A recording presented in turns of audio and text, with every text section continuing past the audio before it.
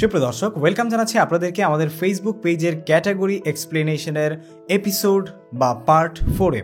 আজকের পর্বেও আমি আপনাদের সাথে আরও 50টি ফেসবুক পেজের ক্যাটাগরি শেয়ার করব, যেটার মাধ্যমে আপনারা জানতে পারবেন যে আপনার ফেসবুক পেজে আপনি যে ধরনের কন্টেন্ট শেয়ার করছেন বা যে ধরনের বিষয়বস্তু শেয়ার করছেন অথবা আপনার বিজনেস ক্যাটাগরি যেটাই হয়ে থাক না কেন, তাহলে আপনার ফেসবুক পেজের সঠিক ক্যাটাগরিটা আসলে কি হবে। সো আপনারা যদি আমাদের পূর্ববর্তী পর্বগুলো মিস করে থাকেন 1, 2, 3, তাহলে অবশ্যই সেই পর্বগুলো দেখে নেবেন। ভিডিওর লিঙ্ক ডেসক্রিপশনে দেওয়া আছে। চ্যানেলে নতুন হয়ে থাকলে সাবস্ক্রাইব করবেন। ফেসবুক টিপস এবং টেক কন্টেন্ট রিলেটেড বিভিন্ন প্রকারের ভিডিও আমাদের এই চ্যানেল থেকে পাওয়ার জন্য। So let's get started. তো প্রথমেই আমরা এবার চলে যাচ্ছি আমাদের প্রথম যেই ক্যাটাগরিটা রয়েছে সেটা হচ্ছে অটোমেটিভ শিপিং সার্ভিস। এক্স্যাক্টলি, আপনার যদি অটোমেটিক শিপিং কোনো সার্ভিস থাকে তাহলে ক্যাটাগরি হিসেবে সিলেক্ট করতে পারবেন। এবং অটোমেটিভ স্টোরেজ ফ্যাসিলিটি, যদি আপনার কোনো ফেসবুক পেজ থাকে যেই ফেসবুক পেজে অটোমেটিক স্টোরেজের ফ্যাসিলিটি আপনি দিয়ে থাকেন অথবা সেবা দিয়ে থাকেন, তাহলে সেক্ষেত্রে সেই ফেসবুক পেজের জন্য আপনাকে এটা সিলেক্ট করতে হবে। এরপরে রয়েছে অটোমেটিভ স্টোর। আপনার যদি কোনো অটোমেটিভ স্টোর থাকে এটা সিলেক্ট করে দিবেন। এরপরে অটোমেটিভ হুইল পলিশিং সার্ভিসেস, যদি আপনার কোনো হুইল পলিশিং সার্ভিসেস থাকে যেটা অটোমেটিভ এবং সেটার ফেসবুক পেজ থাকে, আপনি যে নামেই দেন না কেন সিলেক্ট করবেন ক্যাটাগরি এইটা। এরপরে রয়েছে অটোমেটিভ উইন্ডো টিন্টিং সার্ভিস। আপনার যদি উইন্ডো টিন্টিং সার্ভিস থাকে তাহলে সেটা দিবেন। এবং আমরা দেখতে পাচ্ছি পরবর্তীতে রয়েছে অ্যাভিয়েশন রিপেয়ার সার্ভিস স্টেশন। আপনার যদি অ্যাভিয়েশন রিপেয়ার স্টেশন থাকে সেক্ষেত্রে আপনি এটার যে ক্যাটাগরি আছে সেটা কিন্তু এটা সিলেক্ট করতে পারবেন। এরপর আমরা দেখতে পাচ্ছি অ্যাভিওনিক্স শপ। যদি আপনার অ্যাভিওনিক্স কোনো শপ থাকে যেখানে আপনি অ্যাভিওনিক্স রিলেটেড পণ্য বিক্রি করছেন বা সেবা দিচ্ছেন, সেক্ষেত্রে আপনি এটা কিন্তু দিতে পারেন। এরপরে হচ্ছে অ্যাভিয়েশন স্কুল। যদি আপনার অ্যাভিয়েশন স্কুল থাকে তাহলে সেক্ষেত্রে আপনি কিন্তু অ্যাভিয়েশন স্কুলের নাম এটা দিতে পারবেন। এরপর আমরা দেখতে পাচ্ছি আওয়াদি রেস্টুরেন্ট, অ্যাওয়েনিং সাপ্লায়ার। যদি আপনার অ্যাওয়েনিং সাপ্লাইং কোনো কিছু থাকে তাহলে সেক্ষেত্রে আপনি সেটা সিলেক্ট করবেন। এরপর হচ্ছে baby and children's clothing store.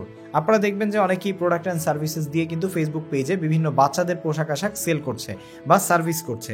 তো এটা করার জন্য আপনি কিন্তু baby and children clothing store দিতে পারেন সেটা। এবং baby goods and kids goods, আপনি বেবিদের বা বাচ্চাদের যে সমস্ত পণ্য আছে সেই পণ্যগুলো যদি বিক্রি করেন তো এই ক্ষেত্রে কিন্তু আপনি এই জিনিসটা সেট করতে পারবেন। এরপরে দেখতে পাচ্ছি আমরা বেবি সিটার। আপনি যদি বেবি সিটার সেল করেন অথবা বেবি সিটার আপনি বানান যেটাই করেন না কেন সেক্ষেত্রেও আপনি কিন্তু বেবি সিটার সিট করতে পারবেন। এরপর রয়েছে bad and restaurant, badminton court.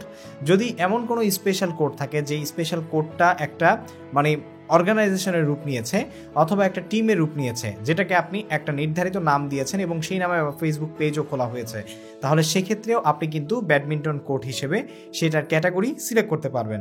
এরপরে দেখতে পাচ্ছি ব্যাজেল শপ। যদি আপনার ব্যাজেল শপ থাকে সেটা আপনি সিলেক্ট করবেন। ব্যাগস অ্যান্ড লাগেজ কোম্পানি রয়েছে, ব্যাগস অ্যান্ড লাগেজ স্টোর রয়েছে। এরপর আমরা দেখতে পাচ্ছি বেইল বন্ডসম্যান। আপনারা যদি বেইল বন্ডসম্যান সম্পর্কিত কোনো কিছু ফেসবুক পেজ তৈরি করেন তাহলে সেটা সিলেক্ট করবেন। বেকারি, যদি আপনি যেমন হচ্ছে আমাদের দেশে রয়েছে আপনার কেএফসি, তারপর হচ্ছে আল আমিন বেকারি অথবা এমন কোনো বেকারি যেই বেকারিগুলো আসলে বিভিন্ন বেকিং খাবার সেল করছে, তো সেই ক্ষেত্রে আপনি এই ধরনের বেকারিগুলোর ফেসবুক পেজের ক্যাটাগরি অবশ্যই বেকারি দিবেন। এরপর হচ্ছে বেলিনেস রেস্টুরেন্ট, ডেফিনেটলি রেস্টুরেন্টের ক্ষেত্রে আর কিছু বলতে হবে না। তারপরে বেলন পোর্ট, আপনার যদি বেলন পোর্ট থাকে কোনো সেক্ষেত্রে সেটা পেজের ক্যাটাগরি দিবেন বেলন পোর্ট। এরপর হচ্ছে বলরুম, বলরুমের ক্ষেত্রেও একই। এরপর হচ্ছে ব্যান্ড, আপনার যদি কোনো ব্যান্ড থাকে সেটা মিউজিক ব্যান্ড হতে পারে অথবা সেটা হচ্ছে জোকিং ব্যান্ড হতে পারে অথবা ফানি ব্যান্ড হতে পারে অথবা কমেডিয়ান ব্যান্ড হতে পারে, যে কোনো ব্যান্ড হতে পারে, যে কোনো ক্ষেত্রের ব্যান্ড হতে পারে, সেই ক্ষেত্রে আপনি কিন্তু ব্যান্ড সিলেক্ট করতে পারবেন। এরপর রয়েছে ব্যাংক।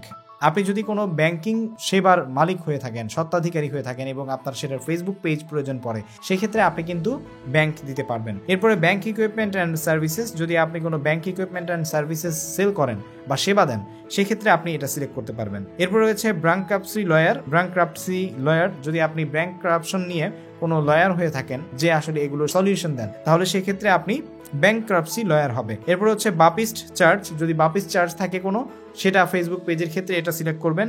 এরপর হচ্ছে বার, বার ডেফিনেটলি আপনারা বোঝেন যেখানে মদ বিক্রি হয়। বার অ্যান্ড গ্রিল, যদি আপনি কোনো বার এবং গ্রিল দুইটা পণ্যই একই সাথে এক জায়গায় সেল করেন তাহলে সেক্ষেত্রে সেই ধরনের প্রতিষ্ঠানের জন্য আপনি এটা সিলেক্ট করতে পারবেন। এরপর হচ্ছে বারবিকিউজ রেস্টুরেন্ট, বারবিকিউ যদি আপনার কোনো রেস্টুরেন্ট থাকে সেটা সিলেক্ট করবেন। এরপর হচ্ছে বারবার শপ, যদি সেলুন থাকে অথবা হচ্ছে বারবার শপ থাকে সেটা আপনি সিলেক্ট করবেন। এরপর হচ্ছে বারটেন্ডিং স্কুল, যদি বারটেন্ডিং কোনো স্কুল থাকে সেটা সিলেক্ট করবেন। বারটেন্ডিং সার্ভিসেও থাকে সেটাও সিলেক্ট করতে পারেন। এরপর হচ্ছে বেসবল ফিল্ড, যদি কোনো বেসবলের ফিল্ড থাকে এবং সেটা নির্ধারিত কোনো নাম থাকে এবং সেই নামে আপনার ফেসবুক পেজ খোলা থাকে তাহলে সেক্ষেত্রে আপনি এটা সিলেক্ট করবেন। এরপর হচ্ছে বেসিলিয়াসটা রেস্টুরেন্ট, বাস্কেটবল কোর্ট, একইভাবে যেমনটা ব্যাডমিন্টন কোর্টের জন্য বলেছি। এরপর হচ্ছে বাস্কেটবল স্টেডিয়াম, এরপর হচ্ছে বাস্কিউ রেস্টুরেন্ট, তারপর হচ্ছে বেটিং কেজ, যদি আপনার বেটিং কেজ থাকে তাহলে সেটার ক্যাটাগরি আপনি বেটিং কেজ দিবেন। এরপর হচ্ছে বেভারিয়ান রেস্টুরেন্ট, তারপর হচ্ছে বে যদি আপনার কোনো কিছু থাকে তাহলে সেক্ষেত্রে সেই বের নাম আপনি নিয়ে যদি কোনো ফেসবুক পেজ খুলেন সেটা আপনি দিতে পারবেন।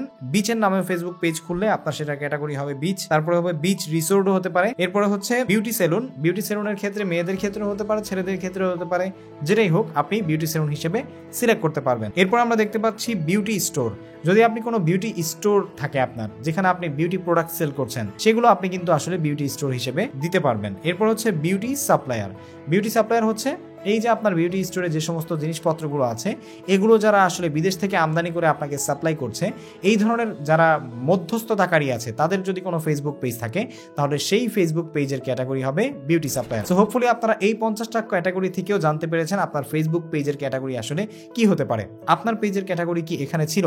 যদি থাকে আমাকে কমেন্ট করে জানাবেন, আর যদি কোনো কিছু বুঝতেও প্রবলেম হয় আমাকে কমেন্ট করবেন, আমি কমেন্টে রিপ্লাই দেওয়ার চেষ্টা করব, আপনাদেরকে বুঝিয়ে দেওয়ার চেষ্টা করব।